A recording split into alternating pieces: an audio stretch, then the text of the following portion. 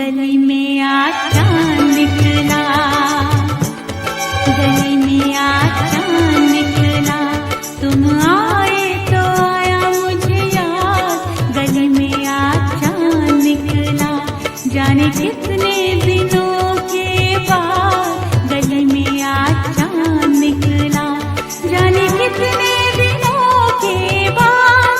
गली में आज चांद निकला, गली में आज चांद निकला, गली में आज चांद निकला, तुम आए तो आया मुझे याद। गली में आज चांद निकला।